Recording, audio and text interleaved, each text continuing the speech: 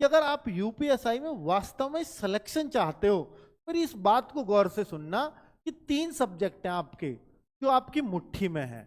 Math है, reasoning है और ये आप जानते हैं, और एक हिंदी है। ये 3 सब्जेक्ट आपकी मुट्ठी के क्यों कह रहा हूं, आपको भी पता होगी इस बात की कि इनमें हम अच्छा स्कोर कर सकते हैं। और भाई इसमें सबको ये भरोसा होता है कि इनको तो मैं अच्छा करूंगा ही करूंगा।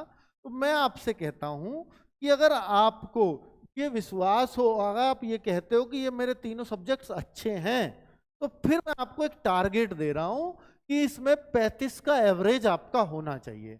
35 35 35 का एवरेज हो सकता है, किसी में 37 हो तो किसी में 33 रह जाए, वो कोई बात नहीं है, ठीक है। लेकिन इसमें 35 का एवरेज करके अगर आप यहां 105 क्वेश्चन सही कर लेते हो, तो फिर आप अपने आप को अच्छा मानना। इनमें ये तीनों पे आप अपनी पकड़ अगर मानते हो, तो फिर यहां 105 क्वेश्चन करना अपना टारगेट बनाओ। ये आज से गांठ बांध लो। अब आप ये देखो कि 105 से मैं इस बार कितना कम रह गया हूं, कितना ज्यादा। अब कोई कहे कि नहीं जी मेरा तो मैथ्स वीक है, तो ये दोनों तो आपको बहुत स्ट्रांग रखने ही होंगे। अगर आपका मैथ्स वीक है तो फिर ये जरूरी है सिलेक्शन के लिए कि आपकी जीएस बाकियों से अच्छी होनी चाहिए। अगर आप ये कहते हो सर मेरी मैथ्स भी वीक है और मेरी जीएस भी वीक है, तो फिर सिलेक्शन होना बहुत मुश्किल हो जाएगा मेरे दोस्त, ठीक है। तो आप कोई एक सब्जेक्ट अगर अपना वीक मानते हैं, तो फिर एक बहुत स्ट्रांग होना चाहिए जो और बच्चों का नहीं होता। और ऐसे सिर्फ 2 ही सब्जेक्ट हैं जो किसी का बहुत अच्छा होता है और किसी का बिल्कुल नहीं होता, वो है मैथ्स और जीएस। क्योंकि हिंदी और रीजनिंग किसी के बहुत वीक नहीं होते, ये सबके मोर देन एवरेज होते हैं, ठीक है। तो ये अबव एवरेज रहेंगे ही रहेंगे, इनमें कमतर करने की कोई गुंजाइश नहीं है।